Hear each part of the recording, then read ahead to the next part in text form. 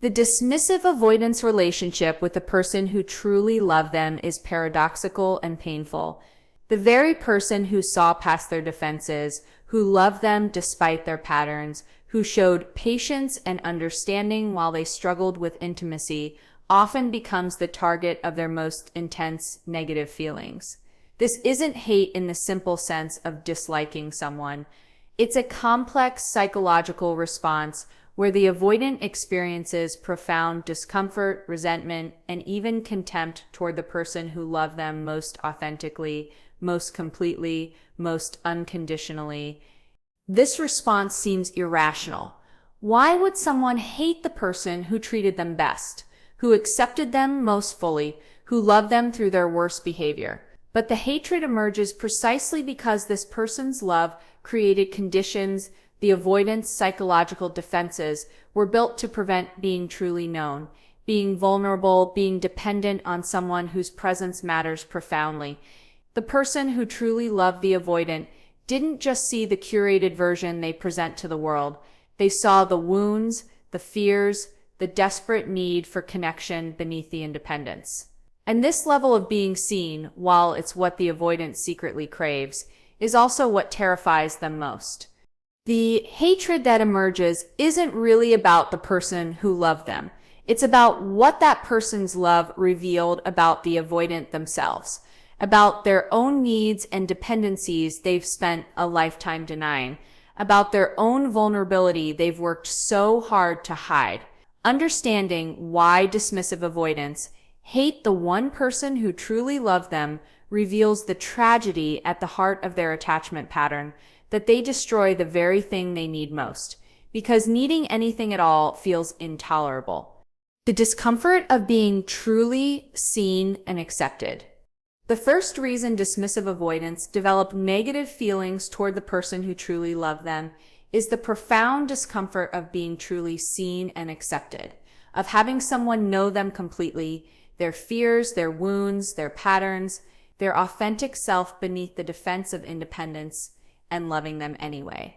This level of being known contradicts the avoidance core defensive strategy, which relies on keeping people at enough distance that they never fully see the avoidance vulnerability, never fully understand the depth of their need for connection, never penetrate the facade of complete self-sufficiency.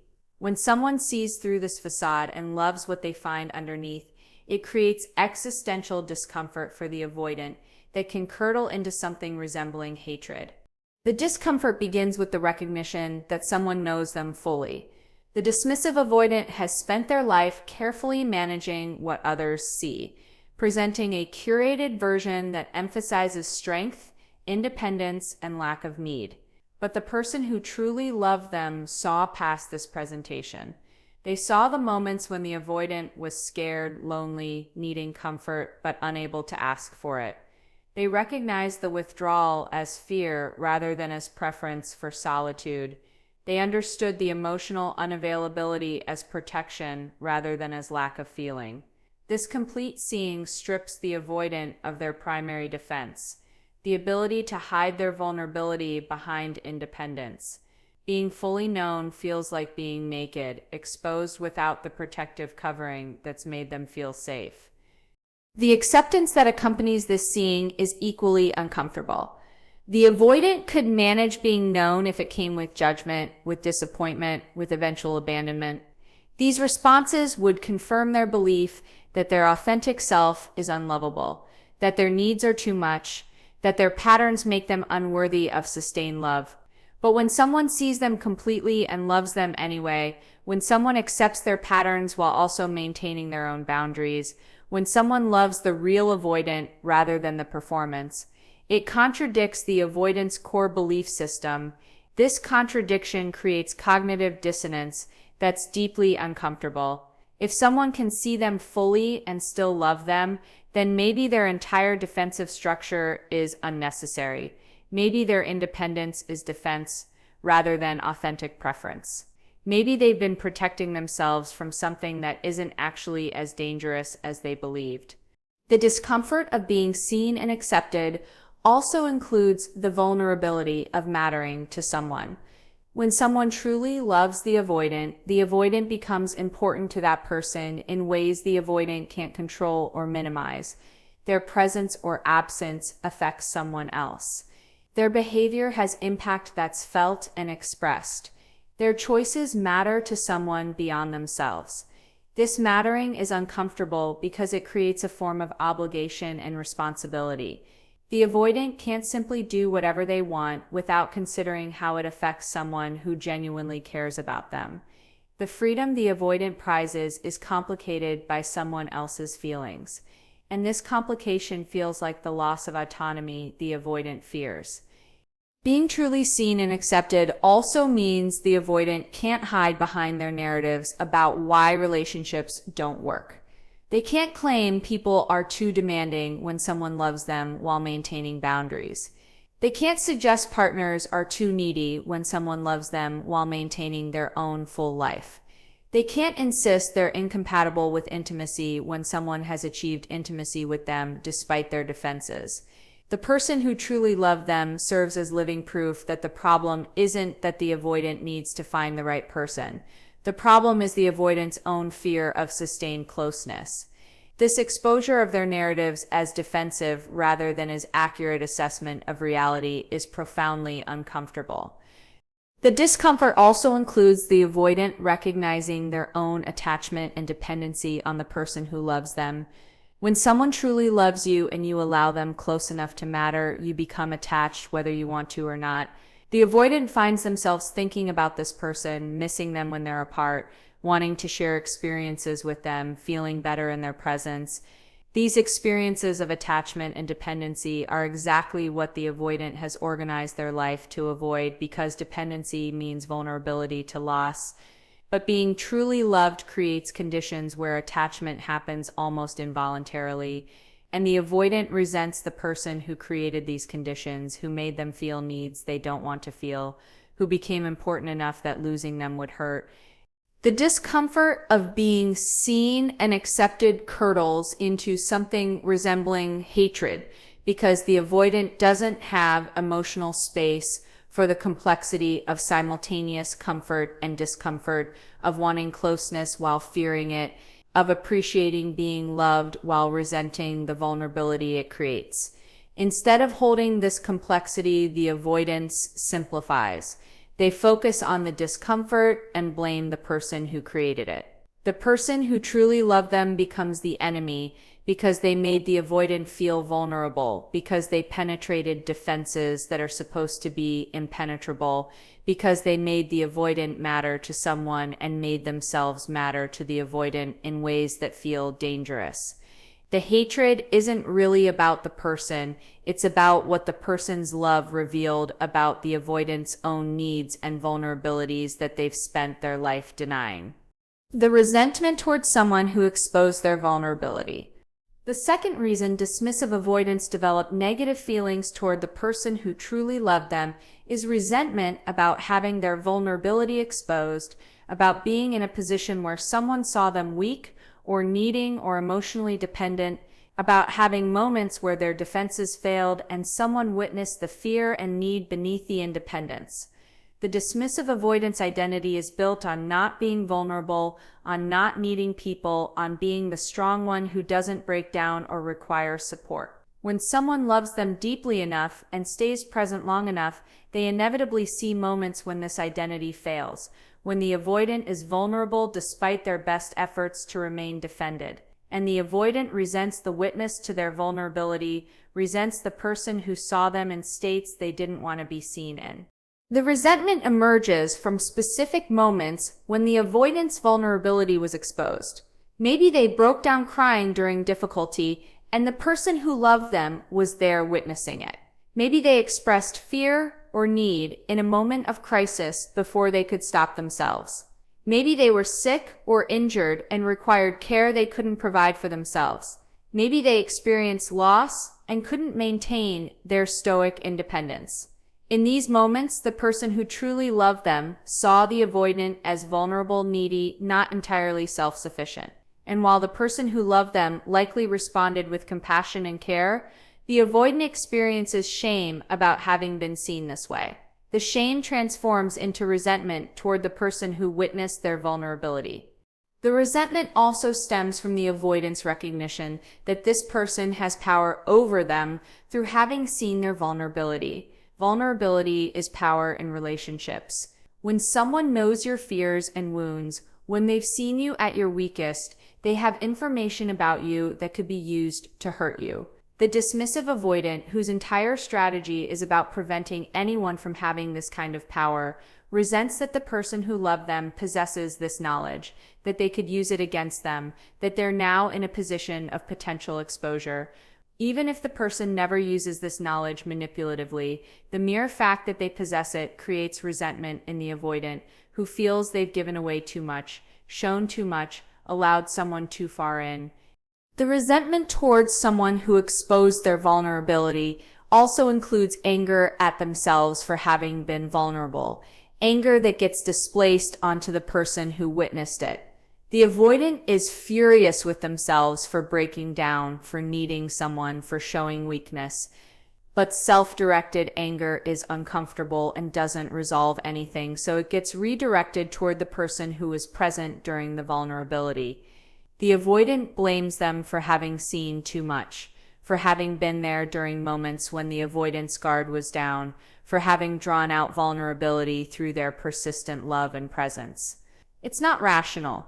The person who loved them didn't create the avoidance vulnerability, they just witnessed it. But the avoidance shame about their own vulnerability needs a target, and the person who loved them becomes that target. The resentment also emerges from the avoidance fear that the person who witnessed their vulnerability now sees them as weak, as needy, as less than the independent persona they work to maintain. Even if the person who loved them never expressed anything but acceptance and compassion, the avoidant projects their own judgment of vulnerability as weakness onto the other person. They assume the person now sees them as pathetic, as desperate, as the kind of person the avoidant despises, someone who needs others. This assumed judgment creates resentment because the avoidant hates being seen the way they fear they're being seen, and they resent the person they believe is judging them this way, even when that person isn't actually judging them at all. The resentment towards someone who exposed their vulnerability includes the avoidance discomfort with the intimacy that vulnerability creates. Shared vulnerability is the foundation of genuine intimacy. When someone sees you at your most exposed and responds with care rather than judgment, it creates deep connection. But the dismissive avoidant doesn't want deep connection, or rather, they want it and fear it simultaneously. The intimacy that emerges from shared vulnerability feels too close, too binding, too much like the kind of dependency they've organized their life to avoid. They resent the person who created this intimacy through their response to the avoidance vulnerability, who made the relationship deeper and more meaningful through their compassionate witness, who transformed moments of weakness into foundations of connection. The resentment also stems from the avoidance recognition that they owe something to the person who saw their vulnerability and didn't weaponize it, who cared for them during moments when they couldn't care for themselves, who maintained their dignity when they felt they'd lost it. This sense of debt is uncomfortable for the dismissive avoidant, who doesn't want to owe anyone anything, who values independence partly because it means not being indebted or obligated. The person who loved them through their vulnerable moments has given them something: care, compassion, witness, without judgment. And the avoidant resents both the debt this creates and the person who created it by being decent enough to care for them when they were exposed. The resentment towards someone who exposed their vulnerability ultimately reveals how deeply the dismissive avoidant fears their own humanness, their own need, their own inability to be entirely self-sufficient. The person who truly loved them became a mirror, reflecting back the vulnerability the avoidant works so hard to deny, and the avoidant smashes the mirror rather than accepting what it shows. The hatred isn't about what the person did. They responded to vulnerability with love. The hatred is about the avoidant's inability to accept that they are vulnerable, that they do need people, that their independence is performance rather than essence. And rather than confronting this truth about themselves, they direct their discomfort and shame toward the person who made them see it, resenting the witness to their humanity, as though that witness created the vulnerability rather than simply being present for it, with the kind of love the avoidant needed but couldn't accept. The contempt for the person who tolerated their worst behavior. The third reason dismissive avoidance developed negative feelings toward the person who truly loved them is contempt for someone who tolerated their worst behavior without leaving, who accepted treatment that shouldn't have been acceptable, who stayed through patterns that should have been deal breakers. This contempt is paradoxical and cruel. The very patience and tolerance that allowed the relationship to continue despite the avoidance patterns becomes something the avoidant despises rather than appreciates. The person who loved them showed extraordinary patience, gave countless chances, accepted breadcrumbs as though they were sufficient, waded through withdrawal after withdrawal, and rather than feeling grateful for this tolerance, the dismissive avoidant feels contempt because someone who accepts poor treatment must not value themselves, must be weak, must be desperate in ways the avoidant finds pathetic. The contempt begins with the avoidant's recognition that the person who loved them accepted behavior the avoidant knows was unacceptable. The avoidant withdrew without communication repeatedly. They canceled plans. They were emotionally unavailable. They kept the person at distance while maintaining other options. They gave minimal effort while receiving maximum patience. The avoidant knows on some level that this behavior wasn't okay, that most people with self-respect wouldn't have tolerated it, that they were treating someone poorly who deserved better. But instead of feeling guilt or remorse about this mistreatment, the avoidant feels contempt for the person who accepted it. If they had any self-worth, the avoidant reasons they would have left. Their willingness to stay reveals weakness that the avoidant finds disgusting. The contempt also emerges from the avoidance belief that people should be strong, independent, capable of walking away from relationships that don't serve them. The dismissive avoidant values these qualities or believes they value them, and when someone demonstrates the opposite by staying through patterns that violate their needs, the avoidant loses respect for them. The person who loved them showed the opposite of what the avoidant claims to value. They showed dependency rather than independence. They showed patience rather than boundaries. They showed hope rather than pragmatic assessment of reality. This demonstration of qualities the avoidant associates with weakness creates contempt that overshadows any appreciation for the love behind the patience. The contempt for tolerance also includes the avoidant's discomfort with having power over someone. When someone tolerates your worst behavior, when they accept treatment that hurts them, when they stay despite having every reason to leave, it reveals that you have significant power over them, the power to hurt them and know they'll stay, the power to mistreat them without consequence, the power that comes from being more important to them than they are to themselves. This power is uncomfortable for the avoidant because it makes explicit the other person's dependency and need, and it creates responsibility the avoidant doesn't want. Rather than using their power compassionately or recognizing it as reason to treat the person better, the avoidant resents the person for giving them this power through their tolerance. The avoidant blames the person for making themselves vulnerable to mistreatment, rather than examining their own choice to mistreat someone who loved them. The contempt also stems from the avoidant's projection of their own self-judgment onto the person who tolerated their behavior. The avoidant judges themselves harshly for having any needs, for any moments of weakness, for any dependency. When they see someone else demonstrating extreme need and dependency by staying through their mistreatment, the avoidant projects their own self-contempt onto that person. They hate in the other person what they hate in themselves. The need for connection, the inability to walk away, the hope that love will be reciprocated. The person who loved them becomes a screen onto which the avoidant projects all their own self-loathing about their own needs and vulnerabilities that they work so hard to deny.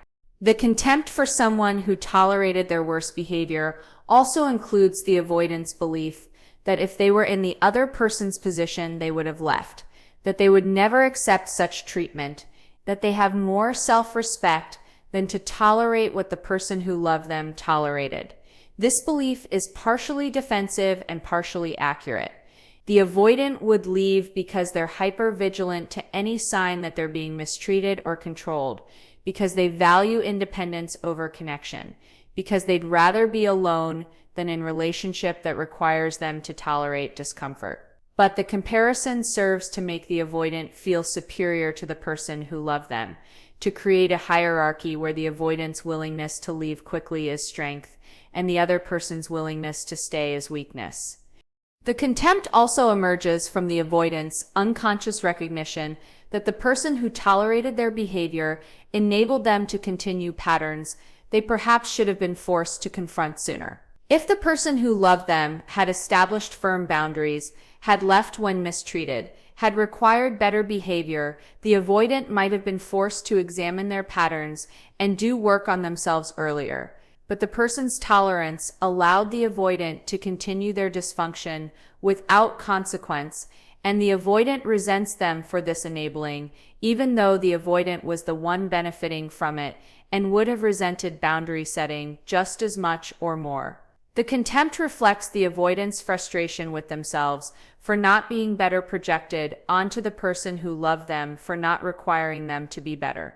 The contempt for the person who tolerated their worst behavior reveals one of the cruelest paradoxes of dismissive avoidant attachment. They need someone patient enough to tolerate their patterns while they work through their fear of intimacy, but they lose respect for anyone who provides that patience. They need someone who won't abandon them during their withdrawal, but they despise anyone who stays. They need unconditional love to feel safe enough to be vulnerable, but they feel contempt for anyone who loves them unconditionally rather than demanding better treatment.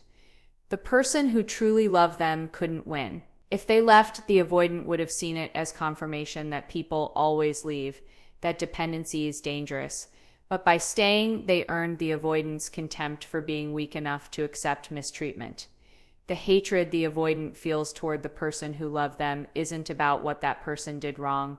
It's about the impossible position the avoidant's own wounds create, where love is simultaneously needed and despised, where patience is required and condemned, where staying proves weakness and leaving proves people can't be trusted.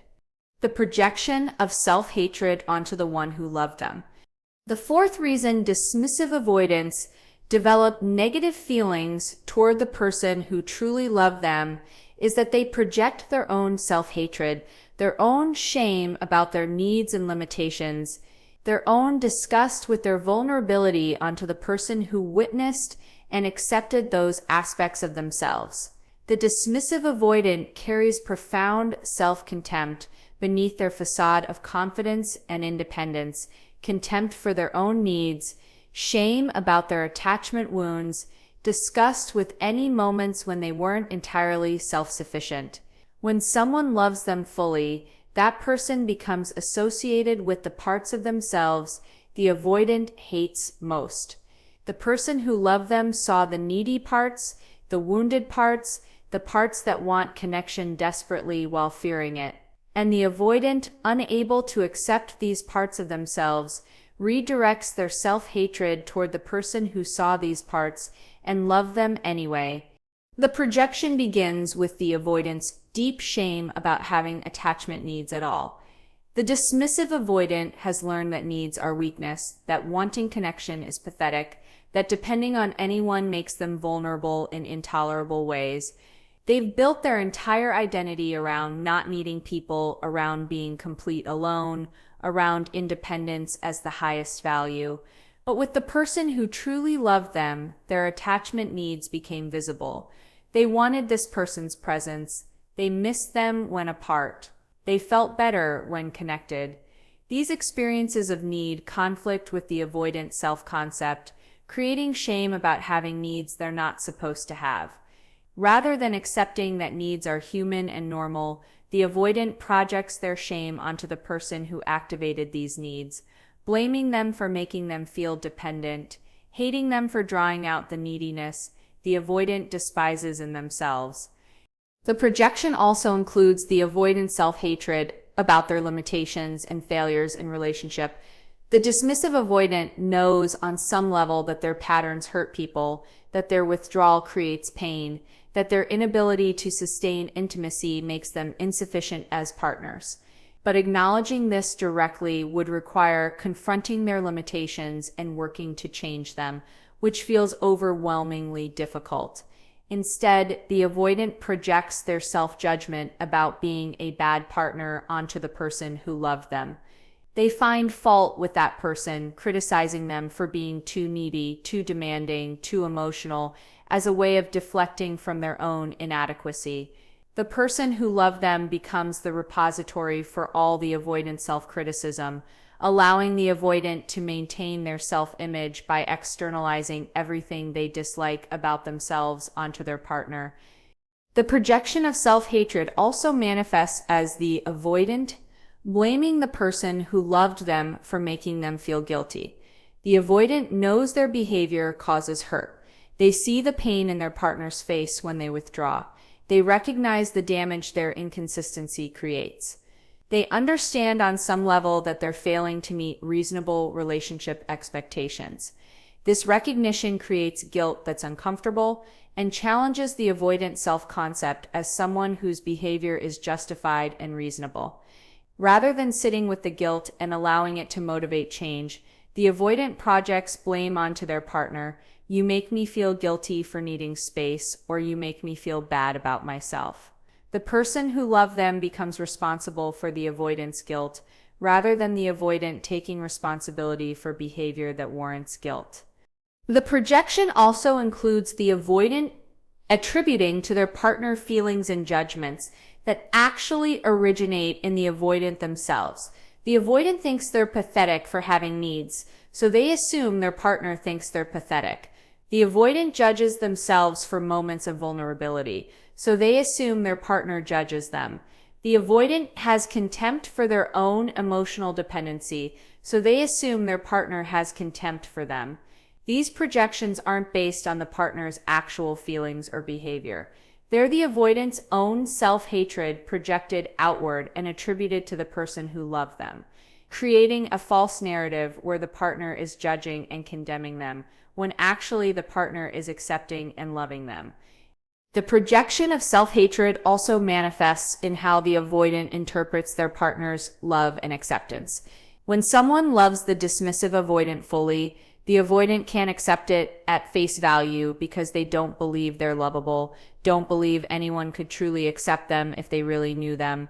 So the avoidant reinterprets the partner's love as something else, as neediness, as dependency, as the partner settling because they can't do better, as manipulation designed to trap them. These reinterpretations allow the avoidant to reject the love without having to accept that they're rejecting genuine care and acceptance. The avoidant projects their own inability to love onto the person who loved them, assuming the partner's love is contaminated by the same wounds and limitations the avoidant carries. The projection also includes the avoidant making their partner responsible for the avoidant's emotional state in ways that deflect from the avoidant's own responsibility for their feelings. When the avoidant feels suffocated, they blame the partner for being too clingy rather than examining their own fear of closeness. When the avoidant feels guilty, they blame the partner for making them feel guilty rather than recognizing their behavior warrants guilt. When the avoidant feels anxious about intimacy, they blame the partner for moving too fast rather than acknowledging their own discomfort with normal relationship progression.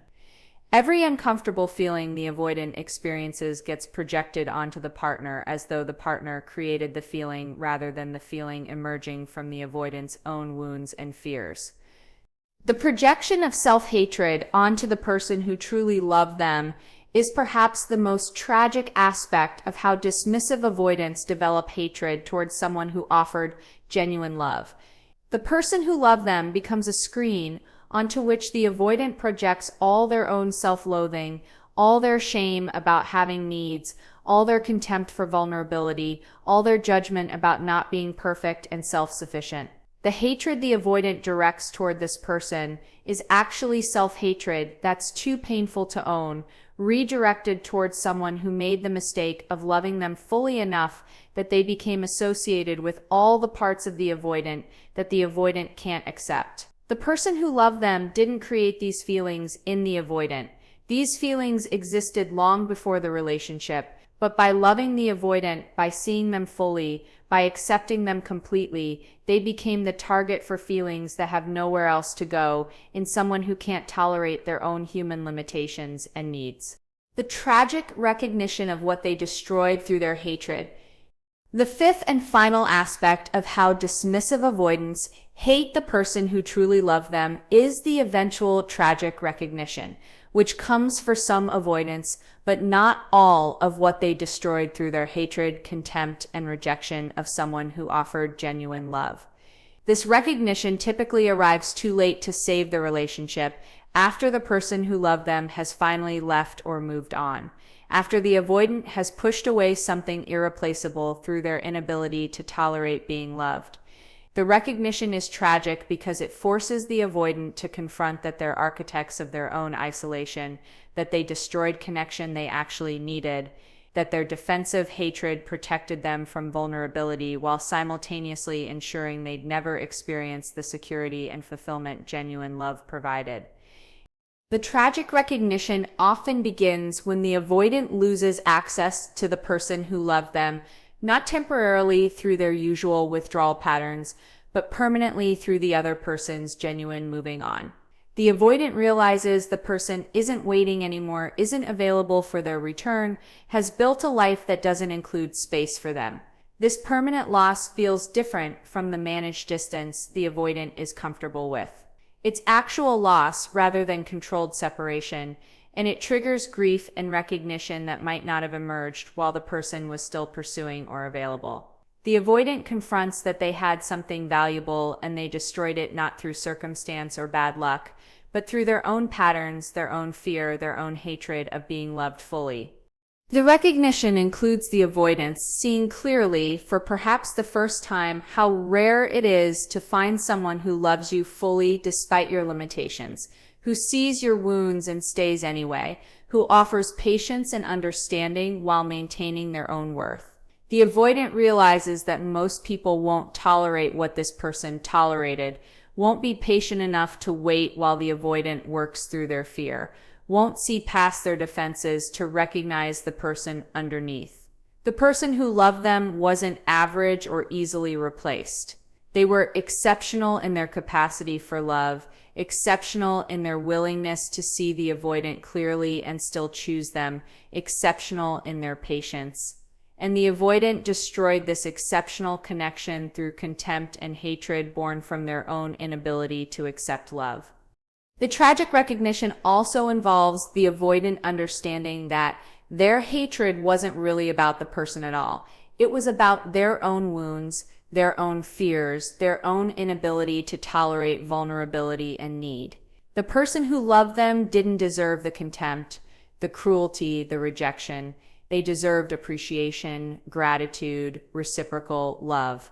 But the avoidant couldn't provide those things because they were too defended, too scared, too consumed by self-hatred to accept and return genuine love. This recognition that the person who loved them was hurt not because of anything they did wrong, but because of the avoidant's own limitations is devastating, because it removes the avoidance's ability to blame the other person, forcing them to sit with responsibility for destroying something good. The recognition includes the avoidant confronting that they treated the person who loved them worse than they treated people they cared about less. The people the avoidant keeps at distance, casual relationships, friendships, acquaintances, receive better treatment than the person who loved them fully, because those relationships don't trigger the avoidant's core wounds. But the person who got close enough to truly love them received the avoidance, contempt, cruelty, and rejection precisely because they mattered most, because their love triggered all the avoidance fears and defenses. The avoidant recognizes the tragic irony. They saved their worst behavior for the people who love them best, ensuring that genuine love can never flourish while superficial connections remain easy and pleasant. The tragic recognition also involves the avoidant realizing they've repeated this pattern across relationships, that the person who truly loved them wasn't the first person they've destroyed through their hatred and rejection of love. The avoidant sees the thread connecting their relational history, multiple people who loved them well and whom they pushed away through contempt, cruelty, or simple inability to reciprocate. This pattern recognition is devastating because it reveals that the problem isn't finding the right person. The problem is the avoidant's own wounds that make them destroy love, regardless of who offers it. The person who truly loved them was special, but they weren't the only one the avoidant has destroyed. This is simply what the avoidant does when loved fully. The recognition includes confronting that the avoidance defensive strategies, the independence, the emotional unavailability, the contempt for people who love them, have created the exact outcome they most feared. The avoidance defenses were built to protect them from abandonment, from being hurt, from becoming vulnerable to loss. But these defenses ensured abandonment by making them impossible to truly love, ensured hurt by destroying connections that could have provided joy, ensured vulnerability to loss by preventing them from building anything secure enough to last. The avoidant protected themselves so thoroughly that they protected themselves from everything good, along with everything they feared. The person who loved them could have provided the security they needed, but the avoidance defenses made receiving that security impossible. The tragic recognition also involves the avoidant understanding too late what genuine love requires, not just receiving it, but accepting it, not just being loved, but allowing yourself to be loved, not just having someone offer connection, but being willing to be vulnerable enough to truly connect.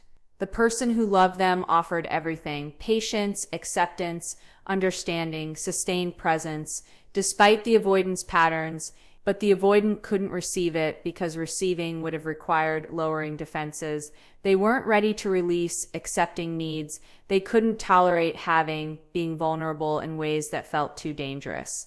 The avoidant recognizes that the failure wasn't the person's inability to love them well enough.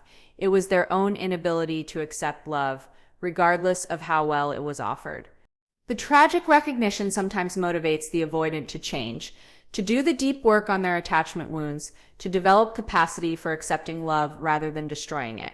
These avoidants use the pain of recognizing what they destroyed as fuel for transformation, committing to therapy and personal work so they won't repeat the pattern with future partners. But even with transformation, the recognition remains tragic, because the specific person who loved them is gone, moved on, no longer available to benefit from the growth their loss catalyzed. Other avoidants remain stuck in the recognition without moving toward change, understanding what they destroyed but not developing capacity to accept love differently, repeating the pattern of pushing away anyone who gets close enough to matter, while understanding on some level the tragedy of their own patterns. The tragic recognition of what they destroyed through their hatred ultimately reveals that dismissive avoidant attachment is a form of self-sabotage disguised as self-protection, a defense strategy that destroys the very thing it's meant to preserve. The self it's protecting ends up isolated, disconnected, unable to receive the love that would actually create the security the defenses are meant to provide. The person who truly loved them wasn't an enemy. Despite how the avoidant treated them, they were exactly what the avoidant needed: someone who could see them fully and love them anyway, someone patient enough to wait while they worked through fear, someone strong enough to maintain themselves while the avoidant struggled with intimacy. But the avoidant's hatred, born from their own wounds and projected onto someone who didn't deserve it, destroyed this connection, ensuring the avoidant remained alone in the fortress they built to protect themselves, a fortress that keeps them safe from hurt, but also keeps them safe from love, from connection, from everything that makes life feel meaningful rather than simply manageable. The tragedy is that this outcome was preventable, that the person who truly loved them was offering the key to unlock the fortress, but the avoidance hatred of being loved, their contempt for vulnerability, their resentment of being seen, their projection of self-hatred, ensured they destroy the key and remain imprisoned in defenses that protect them from nothing except the possibility of genuine connection, growth, and the kind of love that could have transformed them if they had been capable of accepting it rather than hating the person brave enough to offer it.